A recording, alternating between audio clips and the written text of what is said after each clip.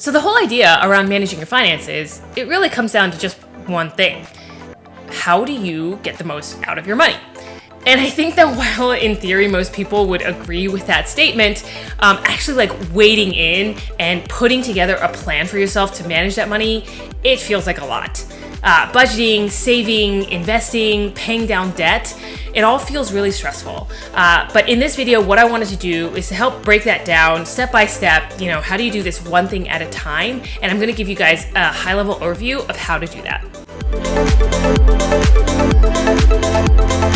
Hey guys, Jessica here. Before jumping into it, really quick call out that we're Uprise.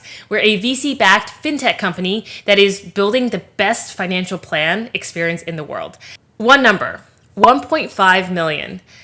That's how much on average we've added to each customer's lifetime net worth. So we take a look at people's specific situations and then help them figure out how to optimize their finances. And this is everything from budgeting to investing to credit cards to employer benefits. And the plans that we put together are Wall Street level, personalized, and completely free. To get your plan, check out our link in the description below. And also please give this video a thumbs up, hit that subscribe button. It really helps small channels like ours. Okay, getting back to it. So in this video, I'm gonna be covering a bunch of topics pretty quickly.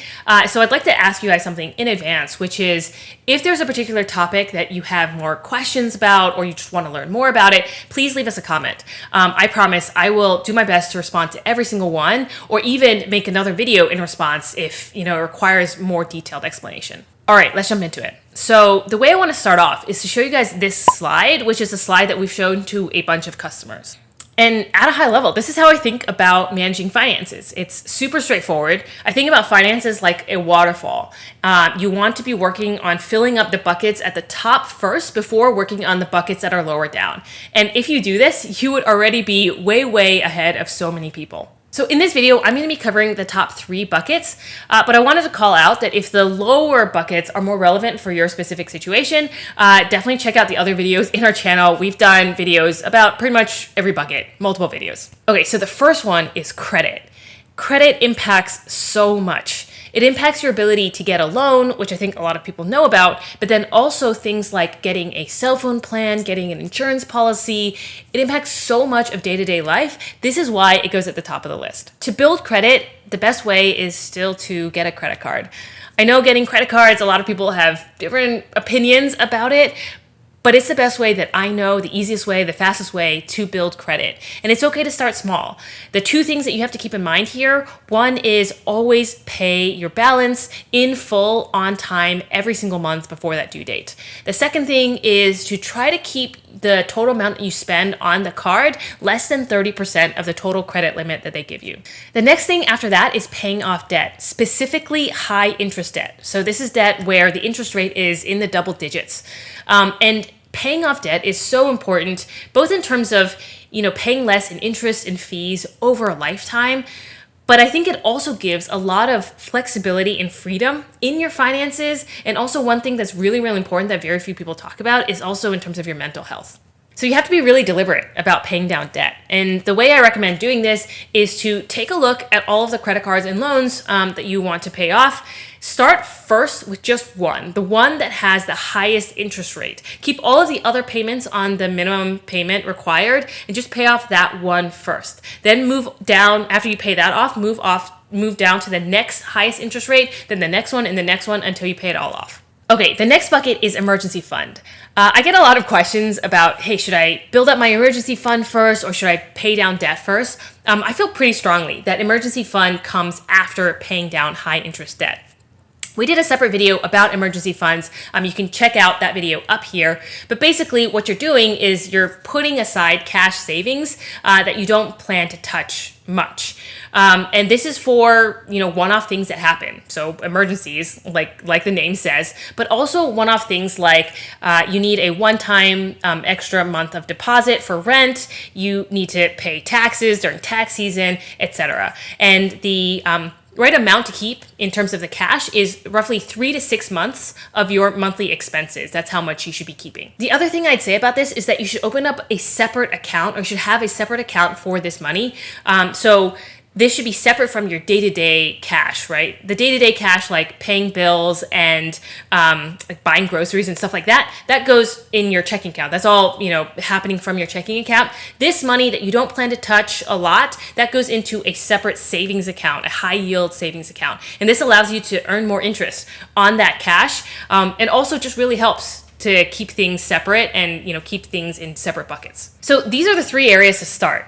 But one other thing I wanted to talk about is like, how do you practically do these things? How do you maintain them on an ongoing basis? Because the most important part of all of this is consistency. This is where budgeting and tracking becomes super, super important. So on the budgeting side of things, it's like answering a bunch of questions like, okay, paying down debt, how much should I be putting towards paying down debt every month? Or if I'm building emergency savings, how much should I be putting towards building up those savings every month? And so all of those questions, once you have answers to those questions, then it's like tracking. Like, how do I remember to do all of these things every single month and stay consistent?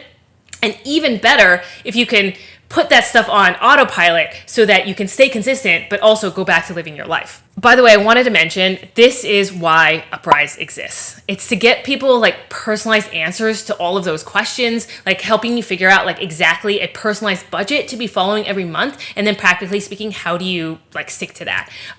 In addition to that, you can also check out some other videos. So we did videos about how to put your finances on autopilot, how to track your finances on an ongoing basis. So you can check those out up here. The last thing I'll add here is that managing your finances well, you'll already start seeing the benefits in the short term, but the real magic happens over time. And it's about being patient and having faith. The reason is because so much of finances is related to time. So building credit, part of your credit score is how long have you been managing credit well? And so for every single month that you pay off in full and on time, your credit score will tick up, like slowly. The same for investing. So for example, if you put some money into the market and you get an average 8% return, like into the future, that first year, the 8% is not going to feel like a lot. But it's the next year and the next year as you get 8% on top of 8% on top of 8% that it really compounds and builds into something massive. And I want to say that like Warren Buffett, one of the wealthiest people on planet Earth, a large part of the fact that he's wealthy is just the fact that he's been at it for a really long period of time. And I think for most people, we start managing our money in our 20s, but he got started way earlier. I want to say he got started at age 11. And so I think a lot of that is just the fact that he's really finally realizing it now because it's just had so much time to grow exponentially. All this to say, if there's one takeaway here, I think it's that consistency is that secret ingredient that makes all of the difference in terms of getting the most out of your finances. And that's it. Those are my thoughts about the basic elements of personal finance. I'd love to hear if you have anything to add to that. Definitely let us know in the comments below. Also, if you'd like more support with personal finance, as I mentioned, you can definitely check out Uprise. I've linked to us in the description below. We put together personalized Wall Street level financial plans completely free. So if you have any questions about budgeting, credit, employer benefits, getting started with investing, anything like that, definitely check us out. And on average, we've put $1.5 million in expected net worth back into customers' pockets. Other than that, if you'd like to see more videos like this one, please give us a thumbs up, hit that subscribe button, and click the bell for notifications. See you guys next time.